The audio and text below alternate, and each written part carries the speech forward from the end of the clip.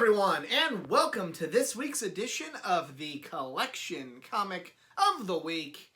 And you've been kind of picking up on the foreshadowing when we see all the advertisements for it in the last couple weeks. But this week we are checking out one of the beginning of one of my all-time favorite things to ever happen in comic books. It is JLA #1 by Grant Morrison, art by Howard Porter. There's a long story with my history with this book. This is actually in a frame. I found this issue itself. I bought this at the Metropolis, Illinois Superman celebration that they have every summer. At least they did when we didn't live in a COVID world. Picking this up because I just love this series so much. I got into the series itself. They actually had a mini trade paperback with the first 4 issues at Walmart. And I want to say it was for Easter or maybe allowance money. I can't remember. I had more money than normal or, had a little bit more leeway than just one comic book. But I was able to find that, and it was had like a cardstock cover, paperback. But it was the first 4 stories, had a conclusion, and I was hooked. I love that book. I ended up giving that book itself to my younger cousin as he was getting into comic books and everything else. And I ended up picking up this trade paperback with more than just the first 4 issues, so I thought I would help him appreciate something that I love so much.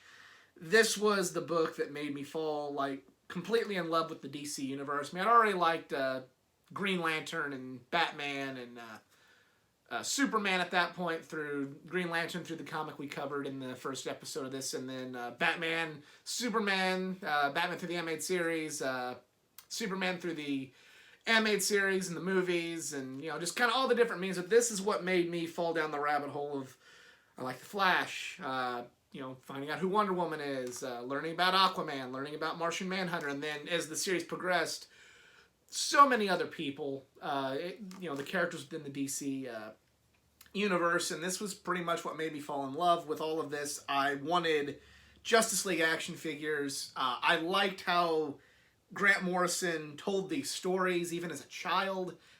So much so I remember for a class in 2nd or 3rd grade, they'd said, write about your favorite author, and I chose Grant Morrison, even though he's technically not an author.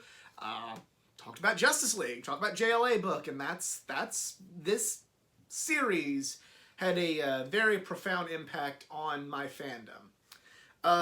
Because I have this one framed, and while it wouldn't cost life-changing money to buy a 2nd edition of one of these, unlike in the past episodes of this, we are not going to open up the original, which I know is kind of disappointing because we don't get the full effect of the original ads and the original sort of things going on.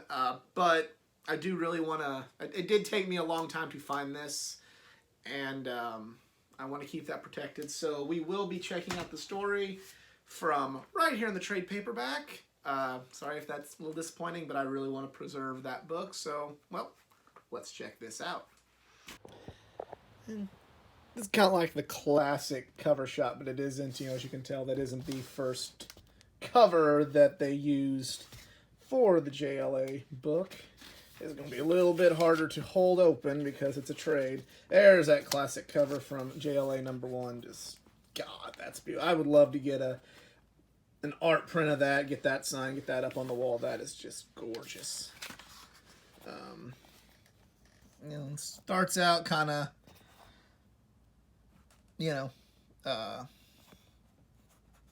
sun's getting blocked out in Washington, D.C. There's invading force. They send for Superman. Again, people are going to say this cliche, but it's like, in the DC universe, what else are you going to do with something like that? Okay, you don't like that, you don't like Superman. That's fine, but, some people like this, some people nitpick at this. It's like, dude, it'd be like sending for Stark or Rogers in the Marvel universe. So, maybe kind of take the nitpick hat off just a wee little bit whenever you're reading this one. Yeah, Soups is there, and it's them. It's this new group appeal. This is essentially setting up like they're like the evil version of the Justice League. Not really like so much like they're all doppelgangers, but it's like there's kind of there's different characters on each side that the other members of the league could fight, and it kind of makes sense to bring everybody in.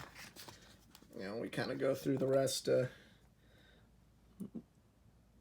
See everybody kind of introducing it, and then there's Wally. Wally was the Flash at this point, kind of watching this go down. You know, there's Diana. You know, like this is something like people say it's cliche, but like this is cool to me. You know, like hey, they're introducing everybody. There's Kyle Rayner, the Green Lantern, Jean Jaws, watching this on TV unfold, and it's like everybody knows what's got to happen. You know, this is a threat too big for even just Superman. More beautiful artwork from Howard Porter here, just and great dialogue. You know, like I don't really want to read a whole lot of it to you because if you haven't read this, I want you to pick up this trade paperback and check it out. But yeah, more just beautiful artwork. I'm getting misty-eyed just like looking back at this, just how good this is and how profound this whole thing was on me. But kind of in the Watchtower here, we got the whole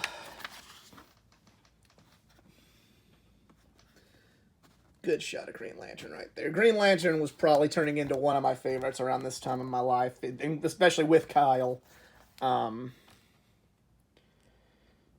I always like this kind of stuff with Green Lantern, how he made the cool constructs like that. Especially Kyle would like do the, you know, his whole thing is he was an artist, so he would do really funky stuff like this. That was badass to me.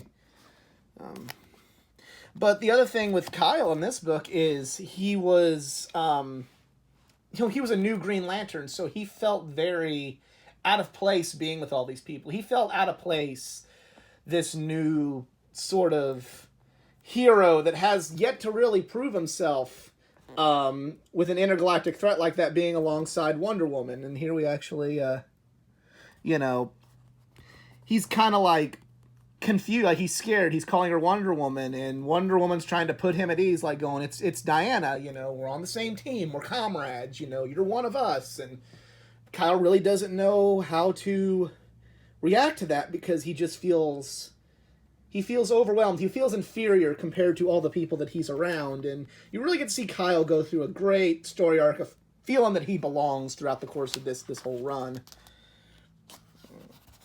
Real great art with Kyle and Wonder Woman together. Real. No, great writing. You know, the action's been great. Like right out the gate, you know, there's a lot of issue ones where the action is kind of just suspect, and it's a lot of just setting up the universe. Right out the gate, they set up the universe, and boom, the action's starting. And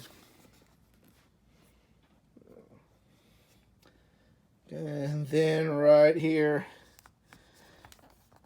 Batman's been watching the whole time. And then it says, strange, I couldn't hear you. I've been here for an hour. I couldn't hear your heartbeat. Gadget worked. You know, planned and yeah. First blood goes, and now it's our turn. And then, like, to end the first issue, you know, this is war coming from Batman. Great final shot of the League with the declaration of war against this new threat. Awesome, phenomenal stuff. Just great all the way around. I love it. It's one of my all-time favorites.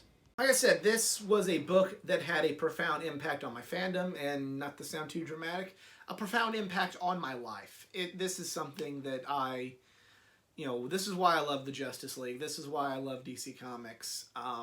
It's why I love Grant Morrison. I thought the book itself, well, you know, while certain fans may think it's a little too simplistic, I feel like it's just enough of simplistic that me at the age of 7 or 8 years old could get into it. But I also know that there are a lot of other fans that felt like it was simple, sophisticated, told the story in an easy way, but yet didn't dumb it down so much that it was just completely you know, for children and could deal with more extreme or more adult themes throughout the course of the issue and subsequently the series.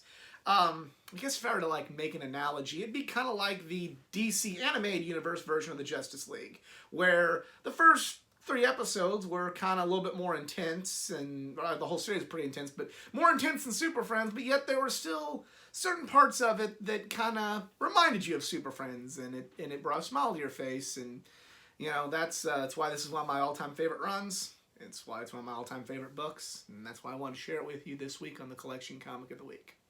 Do you also own that issue or any other issues from this run? Let me know in the comments section below. If you enjoyed this video, please give it a like, share, subscribe for more content, not just from the world of comic books, from the world of pro wrestling, gaming, anime, and all things geek culture. Follow me on my social media pages, facebook.com/athleticgeek89, Twitter athletic_geek89, Instagram athleticgeek89, and if you would like to help the channel out financially, hit me up on Patreon, patreon.com/athleticgeek89. Other than that, I'm out. Yobiku.